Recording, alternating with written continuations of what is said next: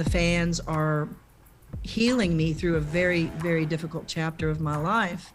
She's a legend of country music who most recently is back on tour following the tragic death of her mother. She's more than a cliche. She's my mom. And I tell people my story because I want them to know that I'm a human being, not just a human doing. And I think when I tell my story, other people go, I get you, girl.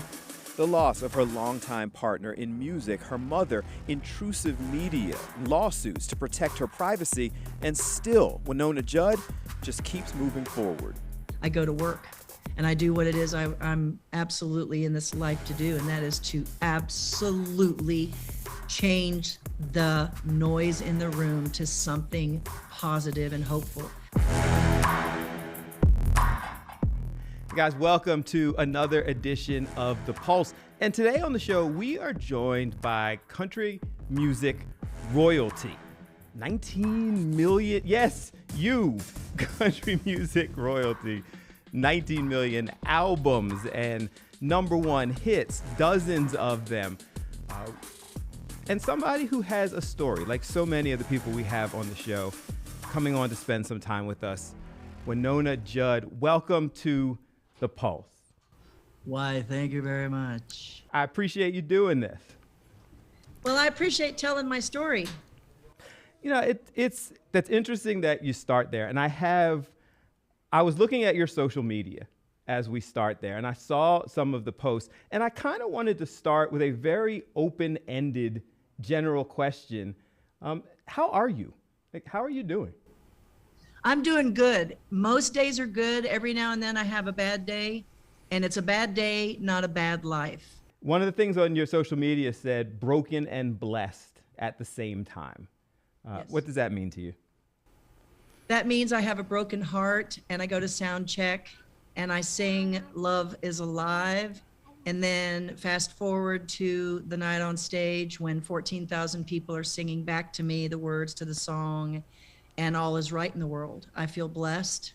I feel levitated off the stage. I feel loved in a way that knocks me on my butt.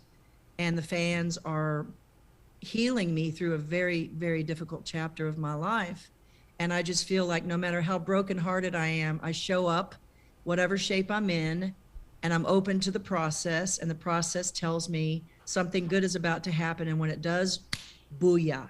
I mean, you've been on stage in some capacity, signed at like 19, correct? I was 18 years old. The first time I ever performed on stage, I was in front of a 10,000 person crowd, and the rest is herstory. And yes, I've been doing this since I was 18 years old. So I kind of have grown up in the public eye, and my fans are my family. So growing up in the public eye, I'd imagine that whole, broken and blessed, it can be a blessing and a curse. But right now, that public support seems like it is helping you through that difficult time. Absolutely, 100%. It's not a curse. It's a blessing and a burden at times, carrying a burden. You know how that feels. Sometimes it's really heavy. And I let it go when I sing. I literally can say, in with peace, out with fear, or whatever I'm feeling at the time. And the music speaks louder. And that's what I concentrate on the majority of my life. You and your family have been very open as it relates to, you're now speaking out on mental health challenges. It obviously is very public, what happened with your mother. Why so open sharing these challenges of mental health, the battles that to some extent that your family continues to deal with on a daily basis? That is a great question. I don't know that I know the answer to it. I can just tell you what I'm experiencing, and that is that, I tell people every day, it's a disease. It's not my mother's heart, and there's a difference. It's a disease. It's a D-I-S, ease, E-A-S-E, and she died as, she was as determined to live as she was to die. And people don't understand that unless they've gone through it. So the people that have gone through it, they don't feel so alone, and they can tell me their story. I tell them my story, and all of a sudden we're just bonded in some kind of, it's deeper than show business. Let's put it that way. Okay. And the ones who don't understand, you let them go and you say, you know what, whomever I can help, let it be a blessing to them and help them through something, because I'm not the only person. I'm not a victim. I am a victor through my music, and I have crap that goes on in my personal life, and we deal with it and we move forward. How long did it take you to get to that point? I mean, and I have to tell you, in looking at some of your comments and interviews and some of the things that you and your family have had to deal with, I don't know that I'm that strong. So when did you get to the point? I don't know that I'm strong. I'm willing. I'm willing to show up in whatever shape I'm in. I just did an interview where I cried the majority of the interview because he kept talking about my mom, and I just had a tender heart at the moment, and I let it fly because I thought, people need to know that this is not okay. Let's get real. Social media, you don't know what's real, right? You don't know what's real, and I am determined to help the stigma dissipate. I think people look at my mom and they think, oh my God, she was crazy, or they say whatever cliche they say. She's more than a cliche. She's my mom. And I tell people my story because I want them to know that I'm a human being, not just a human doing. And I think when I tell my story, other people go, I get you, girl.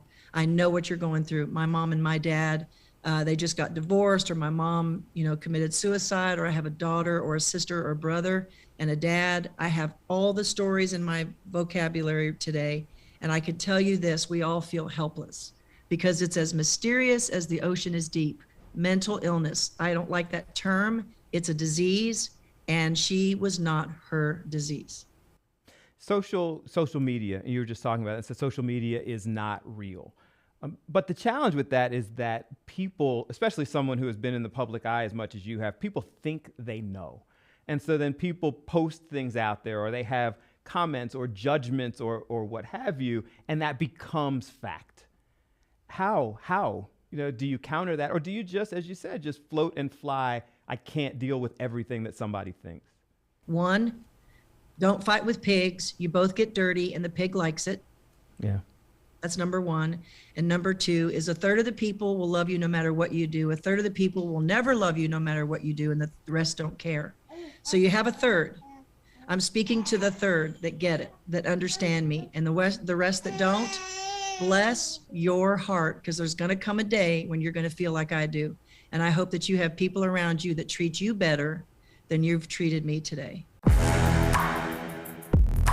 Next on The Pulse, Wynonna Judd tells us how she deals with people she says don't know her or what they're talking about. We need celebration, we need love, and we need forgiveness.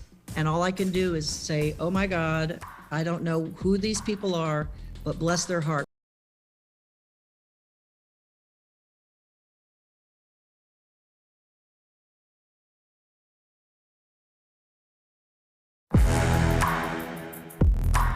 This is me flying, this is me trying, this is what keeps me alive. In doing research for this interview, I guess it's similar to your fan base. Like, most of the media seemingly has respected your family's wishes to some extent, has not pushed and probed. And then there are some that just seem mean-spirited. Is that the general nature of it? How do you deal with that? Just kind of go by it? There was some of the stuff that I read as we were preparing for this interview that I went, wow, like why? I cry and then I go to work. It doesn't hamper you. Listen, I'm an artist, and there's a cost to being an artist. You feel everything. And in my family, I feel everything. And in my personal life, I'm an empath and I feel you. I literally can't help it. It's something that I've had to deal with my entire life, and it's no different today than it was. I go to work and I do what it is I'm absolutely in this life to do, and that is to absolutely change the noise in the room to something positive and hopeful, because we know that life is short. We know that life is short. Anyone who has a granddaughter or a grandchild knows that this is going by really fast, and there's nothing I can do to change your mind. But I tell you what I can do. I can sing. You absolutely can sing. You mentioned and talked about mental disease. Your family asked to some extent for certain things not to be released, certain details not to be discussed, and people respected it for the most part. Right. when people didn't, well, let's not even go there. Why did you ask that certain things just not be out there and kind of be able to control the narrative? Two things. I understand morbid curiosity. I watched a documentary about two people who died, and they literally took them down the main street, and people were reaching in and taking off jewelry from the bodies. And I remember watching that going, oh my God, people can't help themselves. We can't help it, rubberneck. I get it. I understand it. However, is it doing any good? I'm not so sure. No, I'm not an expert. I'm not an expert, but I can tell you this. I don't know that it's helpful to anyone out there to know something that is so negative that it bypasses the positive in a way that hampers your day. I just think, oh my God, we have enough to deal with. Diseases and everything going on in this lifetime. Can we please say something positive? It's like the news. I feel like they should have an opportunity to say some good news. And I feel like that's what we need more of. We need celebration, we need love, and we need forgiveness. And all I can do is say, oh my God, I don't know who these people are, but bless their heart. We have a saying in the South, bless their heart. Yeah, and we every now and then pull that one out to, oh, bless your heart. Like, yeah, that's a very nice way to be like, would you just get out of my face? But you do it with a smile and keep going. You know why? Because we have cells in our body that retain everything that we're going through. And my cells in my body, when I'm on stage, they vibrate joy, and I cry, but I sing. I sing through the tears, man. That means something to me. And my cells want to do something positive today. It's like walking. You feel better after you walk. You sit there, you feel sad, you're a victim. I'm a victor. I was taught to be a victor. I started in 1984 in country music, and I worked with the greatest of all time, from Loretta Lynn, Johnny Cash, you name it, I opened for them. And Mom and I, we bypassed boundaries, and we did our thing at the Super Bowl, to the White House, to the outhouse. We did it, and we made a difference. And that's what I want to do. I want to make a difference. I don't want to sit here and talk about the negative. I have too much work to do. Next, when everyone would have understood if she just took some time to heal, Wynonna Judd tells us why she's back on tour. It's not just a performance. This is a relationship. So going on tour gives me a purpose.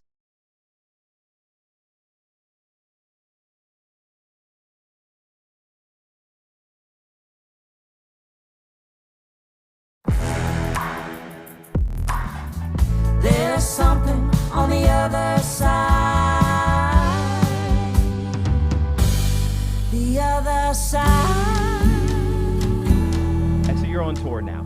And obviously the tour pauses for a minute, but you've been performing and amazing levels of support. You're about to kick it off again Thursday in Hershey. Why'd you decide to do it? Why'd you decide to get right back on the road? Because I'm not stupid. Okay. As a businesswoman, sure, we can go there all day. But let me tell you something. I'm either going to be sitting there having a moment of grieving, because I'm still in the grieving process, okay? Mm-hmm. Because I know that staying stuck is not a good thing for me. And I don't want to be stuck. I want to stay moving. And this tour gives me a way to connect with people that I've been with since I was 18 years old. I'm 58 years old. That's almost 40 years of being in the public eye. I grew up with these people. Think about it. It's not just a performance. This is a relationship, not a dictatorship. I don't give advice. I tell people my story and let them identify with me. And going on stage and telling my story is how we learn. I go to a lot of 12-step meetings, and we're never allowed to teach or preach. We're only allowed to give our strength and our hope. My strength is I believe in something good. And my hope is that tomorrow I don't practice my disease. And all we can do in these meetings is talk about our story. And that's how we teach each other, is through the story. So going on tour gives me a purpose. Yeah. And I don't get to sit here and listen to my own thoughts. You're singing with friends who you've known, throughout your career and your life. They're up there with you. But in going through your social media and looking at video, it really seems like it's more of a relationship now, because people are getting the chance to speak back to you and tell you that they're here for you and supportive. Absolutely, 100%. I feel like when I do my thing, other people can do their thing, and it gives them permission. Now, see, what you do is you go out there and you say, man, I'm having a tough day. I do not understand what's going on, but I can sing. And somebody else in the audience is going to go, she just gave me permission to do my thing. If that's going to help her, so be it. Does it feel good that people are asking you, like, what can we do to be supportive, grieving with you? Your social media is pretty empowering. I keep talking about that because of all the flaws with social media. But yours was actually pretty encouraging, watching people rally around you. I think everybody's tired of being sick and tired. I don't know about you. Yeah, We've been through a lot the last couple of years, and let's face it, we need more celebration, for God's sake. I feel like it's almost like after a funeral, what do people do? They go back to the house, they communicate, they talk, they eat, they have some casserole, and they get on with life because that's the way we are. And I know that sounds weird because I've had to do both. I've had to go from the memorial to the celebration, back to another memorial, and I've had to go in and out of this grieving process, and it's been 9 months, but it doesn't end. It doesn't end. You go through it, you can't go around it. So this is part of my grieving process, is telling my story to these fans because, well, first of all, they trust me and I trust them. And I know that sounds corny, but it's the truth. I've known them and spent more time with them than I have half my family. It actually doesn't sound corny. Like it sounds real. And I don't think you could continue doing this if that wasn't actually what you believe, because then it would be easier to just go somewhere and sit down and curl up into a ball. If you trust and believe in those people, then being there actually is everything you said, supportive. It is everything you said. And if it's not, if I'm in a situation where people are making fun or they're negative and they're saying stuff, you know what? Let the music speak for itself. Coming up, it has clearly been a painful year. So how is Wynonna healing? Just finished a song called Broken and Blessed. And it says, I'm somewhere between hell and hallelujah.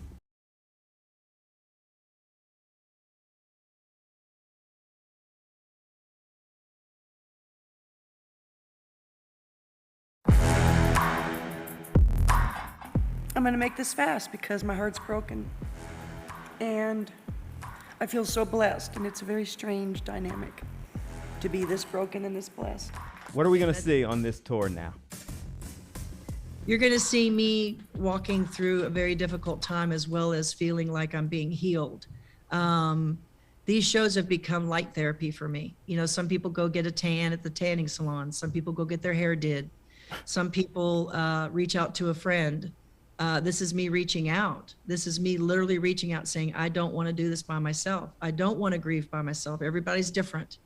And everybody has a story of how they did theirs. I am a public person with my mother since 1984. And so I feel like this is part of the journey. And the closure will be after this tour. I feel like this will be a chapter closed. I'll go back in the studio, make a record, come out with music that I've been writing through this whole process. By the way, I just finished a song called Broken and Blessed. And it says, I'm somewhere between hell and hallelujah. I like that.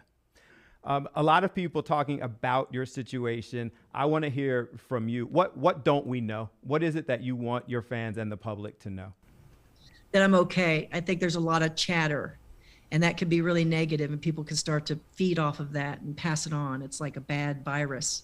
It's just one of those things.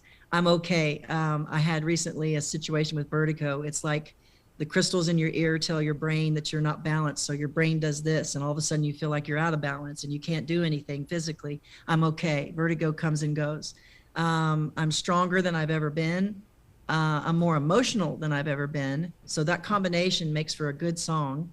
The shows are packed, full of entertainment in terms of from Tanya Tucker to Faith Hill to Little Big Town to Brandy Carlisle. We've got all brands and kinds in our tour, and we are representative of the United States of America and even abroad. We're all so much alike.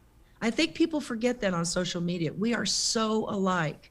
And I like to capitalize on that because the shows, we are different from different walks of life, but together we are as one. And I know that's corny, but I'm telling you, it works. Final statement. We end every episode of The Pulse with the whole concept of the show is use your voice for good, we ask everybody what that means to them and kind of leave us with what Use Your Voice for Good means to you. I was in Walmart yesterday. I haven't been in Walmart in 10 years. And a woman came up to me and she was being incredibly, well, she was embarrassed and thrilled to bother me. Mm-hmm. And I looked at her and I said, I am so glad to meet you, Phyllis. And she said, you said my name. And her face just changed. It was like a moment of the lights went on, right? Yeah. And I realized just by saying her name in a loving tone changed her entire demeanor. And I thought to myself, if we can just be kind to one another, it's not that difficult. You know, of course I'd maybe not want to be bothered because I'm with my daughter and we're shopping, but I said her name and here we are. I am a fan of your strength and the way that you've handled this. And I appreciate your time. I wish you continued success, strength. We will be following and supporting the journey. Thank you for letting me tell my story, and hopefully it'll help somebody else out there. She's country music royalty, but she also has an amazing story to tell dealing with the tragedy of her mother, who died of suicide. I appreciate her taking the time to share her information, to share her struggles, to offer some level of support and guidance to all of us. And I hope that you enjoyed the discussion and learned something from it as I did. And remember, if you are in need of help, if you are having thoughts of depression and or suicide, you can always dial 988. There's someone who is there to speak with you and support you 24 hours a day. And I leave you, as I always do, reminding you that whenever you can, use your voice for good and have a good one.